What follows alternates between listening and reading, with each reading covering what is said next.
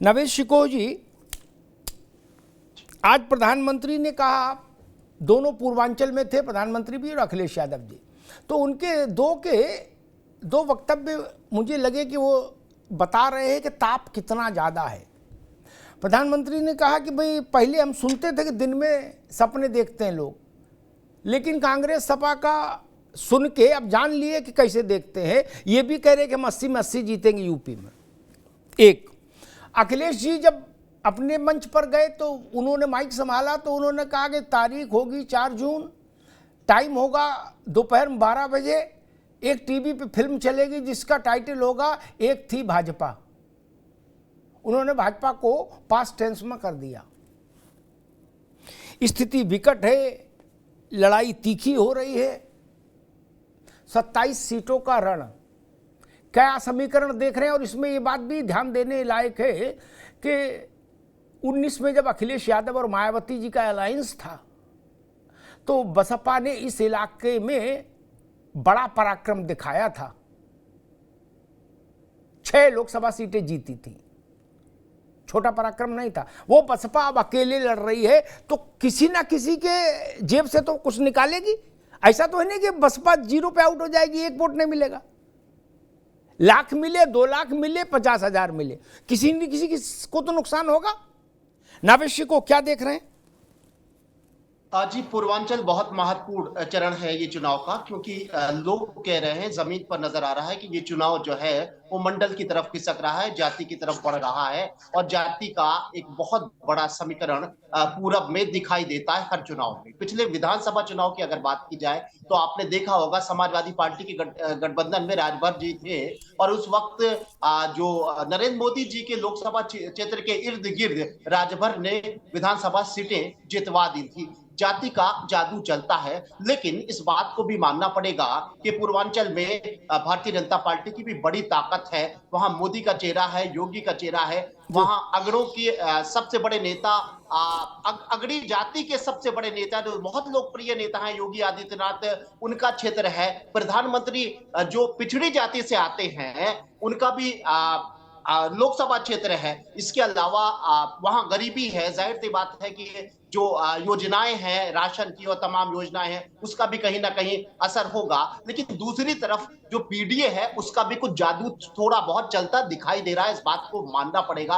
अखिलेश यादव का जो जाति की गणित है, जो समीकरण है, उसमें कोई जुम्बिश दिखाई दे रही है, उसमें कुछ सफलता दिखाई दे रही है, और उन्होंने जो कैंडिडेट दिए हैं अलग जातियों के, गैर यादव मुसलमानों से परहेज किया, उसका फायदा होता नजर आ रहा है। तो ये टक्कर बहुत बराबर की है, प्रतिष्ठा का सवाल है, और दोनों पक्षों की तरफ से कॉन्फिडेंस नजर आ रहा है। खास बात तो यह है कि कल की बात पुरानी हो चुकी है। कल हम लोग 400 की बात कर रहे थे और अब तमाम लोग 272 की बात कर रहे हैं, और ये आखिरी चरण लगभग 2 बचे हुए हैं। इसमें एक एक सीट का बहुत बड़ा बहुत महत्व है। मुझे लगता है कि ये सीट बहुत ही निर्णायक होगा, ये चरण। इसमें एक एक सीट पर बहुत जबरदस्त लड़ाई होगी, और इसमें बड़े चेहरे हैं, और पीडीए का भी कहीं ना कहीं।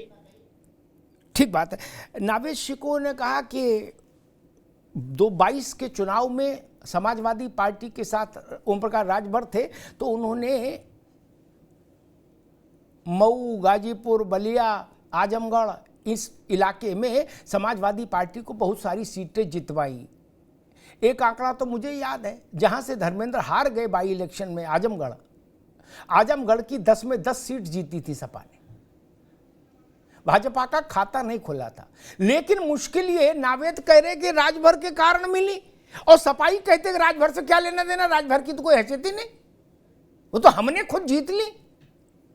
तो अब कि इसका भी इम्तिहान हो जाएगा कि ये आपकी ताकत थी या पीछे से धक्का राजभर लगा रहे थे।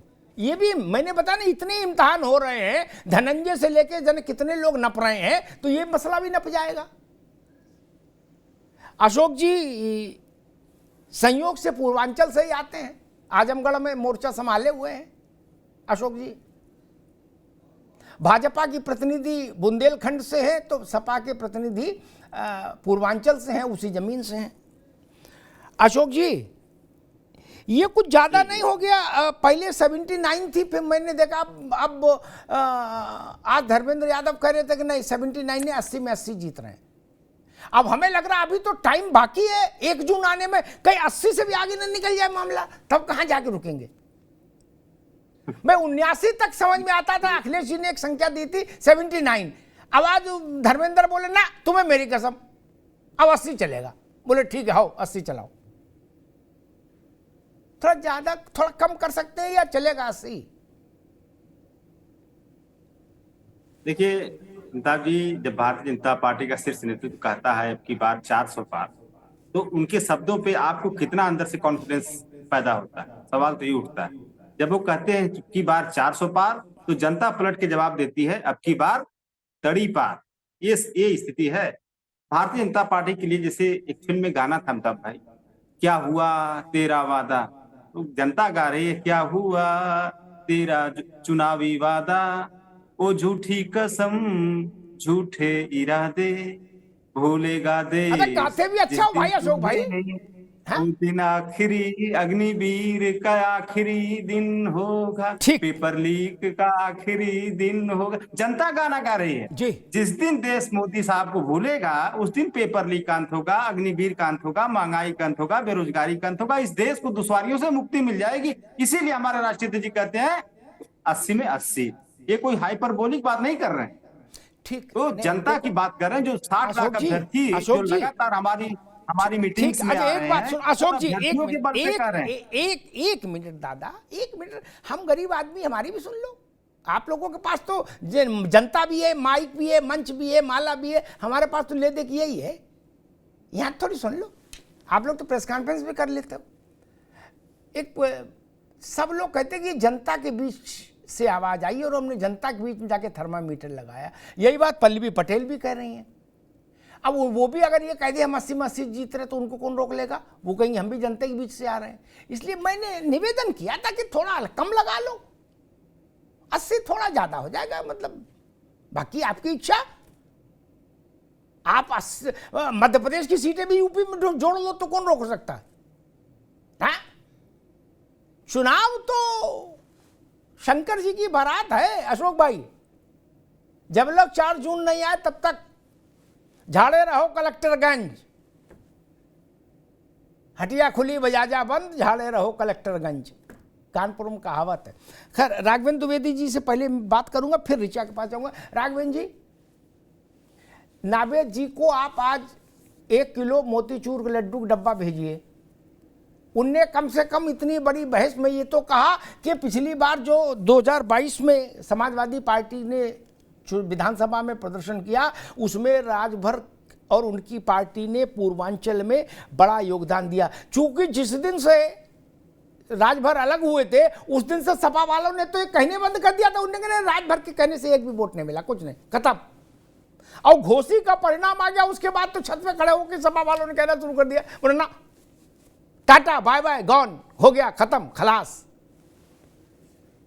अच्छा, जब से राहुल गांधी से अलायंस हो गया है तब से सपा वालों के डायलॉग भी बदल गए हैं। फटाक फटाक सटाक सटाक, हो गया खटाक खटाक। राघवेंद्र जी, अमिताभ जी, आप तो सब जानते हैं और कई चुनाव कवरेज किए हैं स्टूडियो से, एसी से बाहर निकलते हो, धूप में जाते हैं। आप जब टीवी 9 का इतना बड़ा प्लेटफॉर्म देते हैं, अशोक यादव समाजवादी पार्टी के प्रवक्ता हैं, तो ये यहाँ गाना गाते हैं। इनके राष्ट्रीय प्रवक्ता को जब अनुराग भदौरिया को मंच मिलता है तो गाना गाते हैं। तो गाना ये सीख रहे हैं, क्योंकि गाना ही तो गाना है 4 जून के बाद। अब 4 जून के दिन जब 12 बज जाएगा तो पता चल जाएगा कि भैया गाना गाना है। गाना ट्रेनिंग टीवी 9 पर हो गया, अमिताभ सर के सामने हमने ट्रायल दे दिया है, अब चलो यही करना है, क्योंकि इसके बाद अब फिर 27 के पहले कोई चुनाव है नहीं। अच्छा, छोटे चुनाव में जनता इनको वैसे ही नकार देती है। नगर पंचायत नगर निगम के चुनाव में हार ही जाते हैं, जिला पंचायत में हार ही जाते हैं, विधानसभा में हार ही जाते हैं, लोग हो ही रहा है। तो ये कुल मिला के इनको पता है कि अब कुछ होना जाना है नहीं। 2022 के चुनाव में अगर हमारा ये पीला गमछा नहीं होता, हमारे राष्ट्रीय अध्यक्ष माननीय ओम प्रकाश राजभर नहीं होते, तो आज एक कुर्सी पर बैठ के और डिबेट करने के लायक भी नहीं होते। क्योंकि यहाँ जो नाच कराते थे सफाई में, आज वो नाच भी बंद हो गया, बेचारे नाच के भी नाम पे वोट नहीं मिल रहा है वहाँ। और ये जो लड़के हैं ना, 2 लड़के अभी बच्चे हैं, और ये पीला गमछा के राष्ट्रीय अध्यक्ष इनके चच्चे हैं, इनको ये नहीं भूलना चाहिए। ये दोनों लड़के अभी बच्चे हैं यूपी के लिए। क्योंकि ये कोई 55 साल का हो जा रहा है तब भी बच्चा है, लड़का है। 2017 में क्या हुआ था, राहुल गांधी जी एक नारा लेके आए थे प्रशांत किशोर के अगुवाई में, 27 साल यूपी बेहाल, बेचारे खुदे बेहाल हो गए, अखिलेश जी कंधे बैठना पड़ा। 7 सीट मिला उत्तर प्रदेश से, किसी तरह खोज उसके 7 विधायक लेकर विधानसभा पहुंचे, तब तक उनकी दीदी आ गई। उनकी दीदी कहती थी लड़की हूँ, लड़ सकती हूँ। हमारी बीजेपी की है भाई ऋचा जी, ये जानती है लड़की है कितना लड़ सकती है। वो बेचारी तो इतनी लड़ी कि राहुल गांधी जो 7 सीट विधानसभा पहुंचाने का काम किए थे 403 में, उस 7 को भी लड़ ओढ़ के खींच तान करके 2 पे पहुंचा, और बेचारी भाग गई, तब तो दिखी भी नहीं। इतना बड़ा आपदा आया, इतना बड़ा आफत आया आजमगढ़ के लोगों पर, पूर्वांचल के लोगों पर, अमेठी के लोगों पर, रायबरेली के लोगों पर। इनके नेता कहाँ थे? अरे भाई फोटो अभी तक कम से कम खिंचवा लेते, नहीं मदद करते कोरोना काल में, तो फोटो भी नहीं खिंचवाए, एसी से भी नहीं निकले। तो एसी से जब नहीं निकलेंगे, एक लाइन और दीजिएगा हमको, इनके यहाँ कार्यक्रम में भीड़, जानते हैं भीड़ नहीं हो रहा है, भगदड़ हो रहा है, लोग सुनना नहीं चाहते हैं, लोग भगा रहे हैं, इनके अध्यक्ष गाड़ी से नहीं चल पा रहे हैं, कहीं मंच टूट जा रहा है, कहीं कुर्सी टूट रही है। कुल मिला के यह है कि जब आप आम दिनों में अपने, ठीक है राघवन बाबू, ठीक है, ठीक है राघवन भाई, मैं ऋचा राजपूत पास चलूं, उससे पहले 2 बातें जरूर कहूंगा।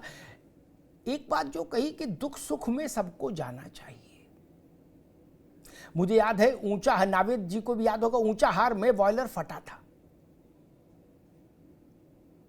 शरीर से चमड़ी अलग हो गई थी, बहुत ही दुखद हादसा था, काउंटलेस लोग प्रभावित हुए थे। गांधी परिवार को जाना नहीं चाहिए था क्या? वहां आप कहते हो हमारा दिल का रिश्ता है, चुनाव का रिश्ता नहीं, हमारे परिवार के लोग हैं, नहीं जाना चाहिए था। अरे चुनाव में 20 दिन रह सकते हो, वहां 2 घंटे को हुआते। अब इस पर लीपापोती कोई करेगा तो मुझे समझ नहीं आएगी बात। नवे जी याद है ना, बॉयलर फटा था, देह छत हो गई थी लोगों की, लेकिन टाइम ही नहीं। चुनाव के समय जिसे देखो सो बालूशाही का डब्बा हाथ में लिए भागे जा रहा है जनता के लिए कि आओ भैया तुम्हें बालूशाही खिलाए, और 5 साल गायब रहोगे नहीं। और दूसरी बात मैं कहूंगा भाई, लड़के लड़के शब्द बार बार इस्तेमाल ना करो, इससे वो पुरानी वो बात याद आ जाती है कि लड़के हैं गलती हो जाती है। ये लड़के नहीं बोलो बार बार ज्यादा। आज प्रधानमंत्री कह रहे थे कि सपा के लोग कहते थे लड़के हैं गलती हो जाती है, बोले लेकिन अब सपा के लोग गलती ना करें उनके लड़के, क्योंकि योगी जी का राज्य है, राज है, ऐसा सबक सिखाएंगे, ऐसा सबक सिखाएंगे। खैर ऋचा राजपूत, आप भाजपा ने कहा पहले कि हम उत्तर प्रदेश में 80 में 80 जीत रहे हैं, योगी जी से लेकर और संगठन तक सबने कहा। कुछ समय तक सपा ने अपना वार्म अप एक्सरसाइज की, जैसे सुबह एक्सरसाइज के लिए आदमी जाता तो पहले वार्म अप करता है, भाई सीधे दौड़ेंगे तो फेफड़ों पर ज्यादा लोड आ सकता। और 5वें चरण के बाद उसने भी कहना शुरू कर दिया, नहीं 5वें चरण से शुरू कर दिया था कि 79 जीतेंगे, 1 पे लड़ाई। और 6ठा चरण में जैसे चुनाव गया, अब सपा ने भी कहना शुरू कर दिया कि नहीं हम 80 जीत रहे हैं। तब तो फिर अब ननकू पूछ रहा है कि भैया 80 ये भी जीतेंगे, 80 वो भी जीतेंगे, तो 160 आएंगी कहां से? नहीं, राजस्थान, मध्य प्रदेश, छत्तीसगढ़, तमाम राज्य मर्ज करने पड़ेंगे, तब कहीं जाके 80 जुटेंगी अतिरिक्त। ऋचा जी, बहुत बहुत धन्यवाद अमिताभ जी मुझे इस पैनल में शामिल करने के लिए। देखिए, समाजवादी पार्टी है, जिस तरीके से मेरे भाई ने बोला कि अनुराग भदौरी जी शायद सुबह जूम कुछ ऐप ऐसा चलाते होंगे और सारे प्रवक्ता एक बैठक करते होंगे, क्योंकि मैं जब भी उनकी कोई डिबेट खोलती हूँ, वो एक जो गाना गाते हैं वो नीचे तक सारे प्रवक्ता गाना गा के सुनाते हैं। वो जो एक माँ से पहाड़ा याद कराते थे, वो नीचे तक सारे प्रवक्ता उस पहाड़े को सुनाते हैं। और इनकी जो मतलब जीतने की क्षमता है, तो मुझे ये लगता है कि सच में समाजवादी पार्टी जीत सकती है। हाउ कैन यू स्टॉप, वो हाउ कैन यू रोक, जो पिछली बार धर्मेंद्र यादव ने कहा था, हाउ कैन यू रोक पुलिस वाले को, और ये चीज बड़ी वायरल हुई थी। तो दूसरी बात यह है कि इन लोगों के लिए कहावत याद आती है कि घर में नहीं है दाने, अम्मा चली है बुनाने। देखिए, दूसरी बात क्या है कि मैं भारतीय जनता पार्टी की एक प्रवक्ता होने के नाते एक बड़ी ज़िम्मेदारी से बात कहना चाहती हूँ कि भारतीय जनता पार्टी किसी चमत्कार पे भरोसा नहीं करती। 5वें चरण के बाद जो ये मुख्य 2 चरण बचे हैं, जो पूर्वांचल के चरण हैं, ये बहुत अहम हैं, क्योंकि पूर्वांचल एक ऐसा क्षेत्र है जिसने बहुत सारी राजनीतिक मोड़ देखे हैं। और दूसरी चीज़ क्या है कि जो केंद्र में हमारे मोदी जी रहे और राज्य में जो योगी जी का शासन रहा, उसके बाद जो जनता का दबदबा बना है, वो आज विकास के नाम पे वोट दे रहा है। आपने बहुत सारी घटनाओं का ज़िक्र किया, तो मैं एक उदाहरण देना चाहती हूँ कि यही पूर्वांचल में गोरखपुर के 38 जिले ऐसे थे, जिसने एक महामारी जापानीज़ इंसेफेलाइटिस झेला था। ऐसा समय था अमिताभ जी, जिस समय पे लगभग 40 सालों में, विगत 40 सालों में 50,000 से ज़्यादा गरीब बच्चों की मृत्यु हुई थी। मैं गरीब इसलिए कह रही हूँ क्योंकि वो बीमारी फैलती ही गंदगी और खराब पानी की वजह से है। उस समय पीडीए जिसका ये नारा देते हैं, सबसे ज़्यादा मृत्यु अति पिछड़े जो बच्चे थे उनकी, अल्पसंख्यक बच्चों की और जो हमारे दलित समाज के बच्चे थे, उनकी हुई थी। आप एक भी फ़ोटो सोशल मीडिया की उठा के देख लीजिए, उत्तर प्रदेश में 4 बार इस परिवार ने मुख्यमंत्री की गद्दी को सँभाला है। कभी भी इन्होंने उस चीज़ पे कोई भी काम नहीं किया। अगर उसके लिए किसी ने काम किया, ना हम केंद्र में थे, ना हम राज्य में थे, लेकिन अगर किसी ने पैदल पथ यात्रा की, तो वो हमारे योगी आदित्यनाथ जी रहे, जिन्होंने एक टीके के लिए, जापानीज़ इंसेफेलाइटिस के लिए दस्तक अभियान को चलाया और 38 के 38 जिलों से इस जापानीज़ इंसेफेलाइटिस को उखाड़ के फेंका। तो जिन घरों में जिनका बच्चा सुरक्षित हुआ है, उसका एक जो भरोसा बना है भारतीय जनता पार्टी पे, वो आप जल्दी नहीं तोड़ पाएँगे। दूसरा मेरा विषय है कि जो ये पूर्वांचल है, ये एक समय में माफिया के नाम पे बड़ा प्रसिद्ध था। मुख्यतः सारे जिलों में कोई ना कोई ऐसा माफिया पैदा किया गया था, या फिर ये कहें कि राजनीतिक सौदेबाजी के लिए ज्यादातर सपा पोषित माफिया तैयार किए गए थे। और सबसे जो बड़ा परिवर्तन हुआ है, जो हमारा पूर्वांचल क्षेत्र है, ये एक नए राजनीति से गुजर रहा है। आप एक चीज पे गौर करिएगा कि जितनी भी हमारी बड़ी क्षेत्रीय पार्टी है, चाहे वो अनुप्रिया पटेल जी की हो, चाहे वो निषाद पार्टी हो, इवन चाहे ये राजभर जी, जिनका आज ये सम्मान नहीं कर रहे हैं, कहीं ना कहीं वो सारी पार्टी भाजपा के साथ इसलिए आई है क्योंकि उन्हें अगर किसी पार्टी पे भरोसा है तो वो भारतीय जनता पार्टी पे। पल्लवी पटेल इतनी बड़ी ठीक ओबीसी है, समाज ठीक है की नेता ऋचा, जिन्होंने अभी इनकी रुकना पार्टी होगा। को छोड़ दिया। ठीक बात है, ठीक बात।